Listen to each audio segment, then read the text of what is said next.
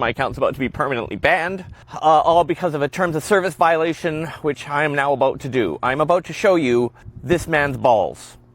He is a business owner in the U.S. He's close to the Canadian border. Business is way down because Canadians aren't visiting the U.S., so to entice Canadians, he has a promotion. He runs a golf course, and these are his balls.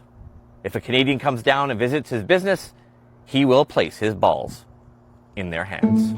There is so much wrong with this, but let's just talk about three. First, Buddy got some discount printer to slap the cheapest, low-effort Canadian stereotypes on there. There's maple syrup bottle, a hockey jersey, and a Mountie. What, no beaver on your balls? Look, in case you Americans didn't know, these are symbols for tourists, okay? Do you think the Irish are putting leprechauns on their condoms so the locals will buy them? Would you come if we took a burger and cut it the shape of a baldy? Scratch that, you probably would. Second, 3 golf balls? That's what, $3 for us to have our phones seized and searched and get detained and maybe imprisoned? I don't think you guys realize. Up here, we just have to renew our cable package and they give us a 62-inch flat screen TV.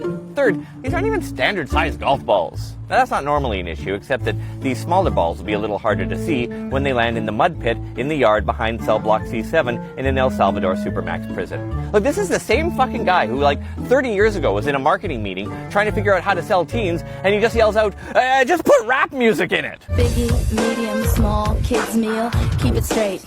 It's a good deal. Stop this. Stop it.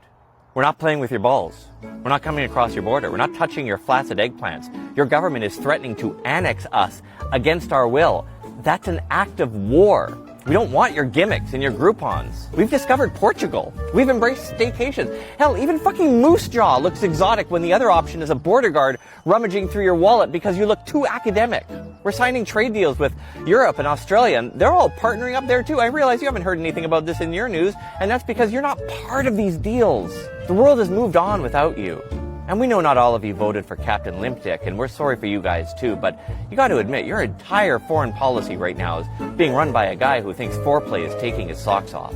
I mean, do you really think we're going to forgive and forget because the Bellingham Chamber of Commerce is offering us a 15% off Best Western coupon? Offer not available on weekends, some conditions apply?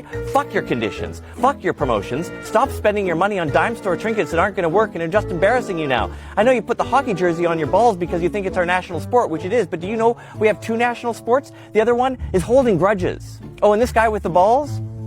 He told the CBC, after all this is behind us, that people remember that we reached out and said, hey, love you guys.